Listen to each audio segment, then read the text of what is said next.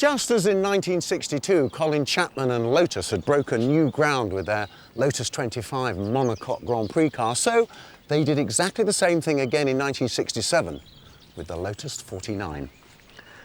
Although they'd won the World Championship in 1965, it was the last year of the 1.5 litre formula. From 1966 onwards, 3 litres would be the maximum capacity for engines. And Colin Chapman didn't really have a suitable engine that he could use. They tried the BRM H16 unit, but it really wasn't that good. Jimmy Clark did win the US Grand Prix with it. A couple of V8 engines really stuck on a common crankcase. What Chapman needed was a new engine and a new car. Fortuitously, he met the vice president of Ford, who put him in touch with the head of public affairs, Walter Hayes. And Chapman didn't have a lot of trouble convincing Walter Hayes, who was a very wise man, that £100,000, that's under $250,000, invested into a new engine could give Fords the most remarkable return in Grand Prix racing. Well, Keith Duckworth was the man who said he could build the engine, and the first £25,000 went on a Formula 2 engine known as the FVA 4-valve A series, and that was shortly followed by the double 4-valve or DFV. Here is the engine, one of the most remarkable power units ever produced in Grand Prix racing, V8 of course. And what they were looking for was an engine that could be used as a stressed member in the engine to be hung on the chassis. Produced about 400 horsepower at 9,000 revs. The very first cars had a ZF gearbox, later modified to a Hewland. There's a monocoque chassis here, specially designed for that engine. Maurice Philippe was the man in charge, with Colin Chapman, of producing the whole package. And they were not only responsible for influencing that engine, but producing what I think is surely one of the most beautiful Grand Prix cars ever made. Inboard rocker arm suspension at the front, similar in fact to the Lotus 25 and 33 that Jimmy Clark had been so successful in. This car has been driven by some seriously illustrious people. Graham Hill, for instance, won the Monaco Grand Prix in this car in 1968. He then took the same car back in 1969 and won the Monaco Grand Prix as well. Emerson Fittipaldi had his first ever Grand Prix in this car. Jackie Oliver drove this car, John Miles drove this car, Mario Andretti drove this car. Well, unfortunately, none of these gentlemen can be here to demonstrate this car for us today. So I've got to do it. What a treat.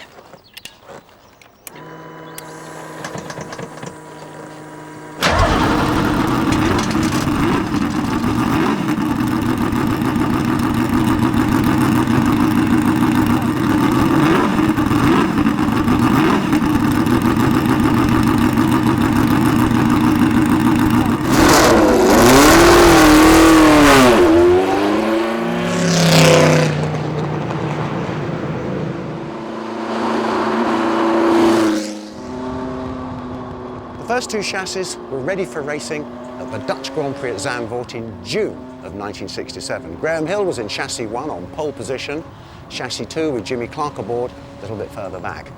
The race started, Graham Hill haired off, really had the race in the bag, then he had to retire. Jimmy Clark came through, he set fastest lap, won the race of course. Altogether in 1967, Jimmy Clark won another 3 races, but he did not win the World Championship. Then in 1968, Jimmy Clark won his 25th Grand Prix, beat Fangio's previous record of 24 wins. That sadly was his last win, because in April of 1968, whilst practicing for the Hockenheim Formula 2 race, he was killed in his Formula 2 Lotus. Well, Graham Hill picked up the cudgels for the team and went on in 1968 to actually win the World Championship. That was his 2nd World Championship and Lotus's 3rd World Championship.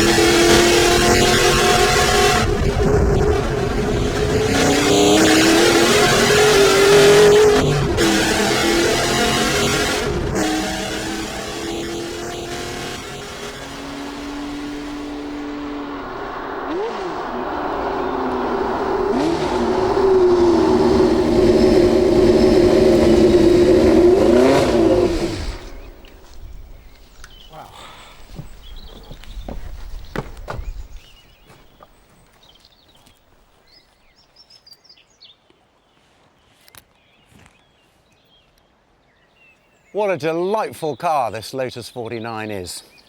Delicious even. It's a bit hot in there. I would say that this is as iconic a Grand Prix car as ever got built. However, even though the Lotus 49 was capable of winning a Grand Prix in 1970, Colin Chapman realised that for the future, yet again, he would need another vehicle that had development potential. So he and Maurice Philippe went to work on a whole new style of car that would take them up into the 1970s. And this is it, the Lotus 72. It's a different style of car because what Chapman had learnt over the years was that lightweight was really the most important thing. When the car first debuted in the 1970 Spanish Grand Prix, it only weighed 530 kilograms. With the ubiquitous DFE in the back now giving something like 450 horsepower, it had a great power-to-weight ratio. Come have a look in the back though. The Hewland FG400 gearbox in here. Inboard rear disc brakes, of course. And that black tube out the back there, that's a torsion bar, but it's very specially made. It's one torsion bar inside another to give a rising rate, so that as the fuel load on the car went down, the suspension could still remain supple.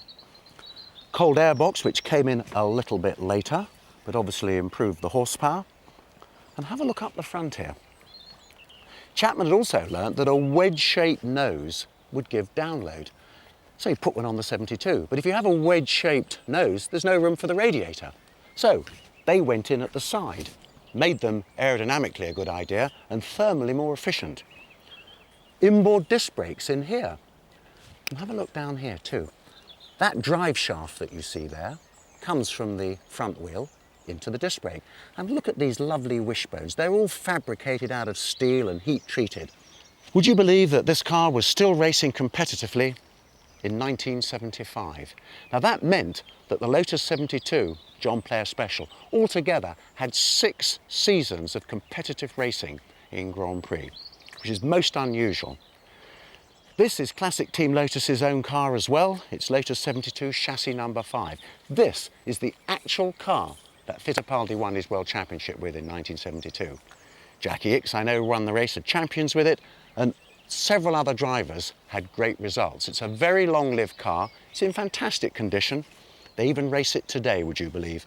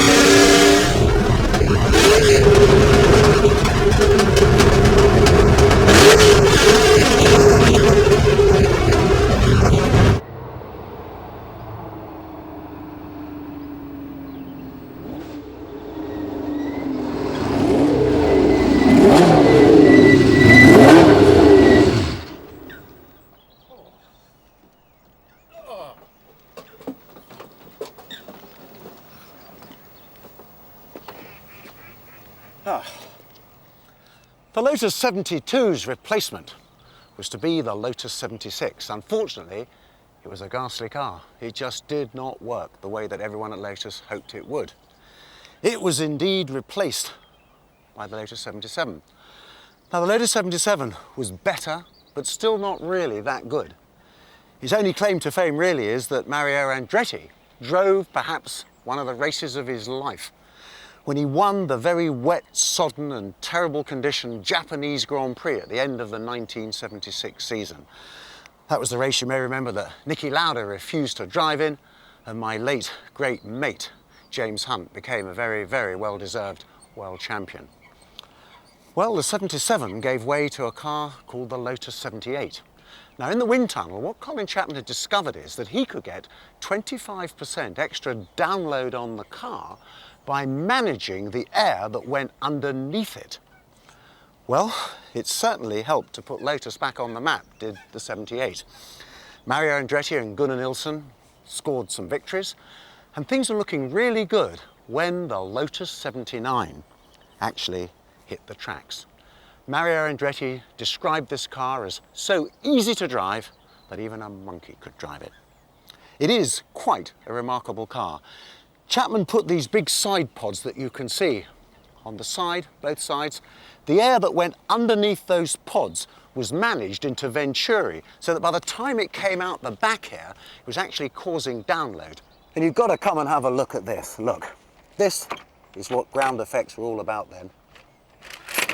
See those skirts coming down there? Well, those held the air in these pods and created great download. You know, I'm not surprised that Andretti and Ronnie Peterson between them managed to get 8 Grand Prix wins and 4 seconds with ground effects. It's hardly surprising. The wing car or ground effects was still something of a black art at that time. I remember Gordon Murray telling me, and goodness knows, he was one of the great designers at that time. No one truly, really at that time understood how it all worked, but it did work. And as a result, Mario Andretti became world champion in the Lotus 79 in 1978. And that was a very, very well-deserved world championship. Made Colin Chapman very happy indeed. And of course, Mario Andretti. He was a remarkable driver, probably the most successful of all American drivers when you think about exactly what he achieved. But there's no doubt, in 1978, the Lotus 79 was very much indeed the car that everybody wanted to copy, and for 1979, they did.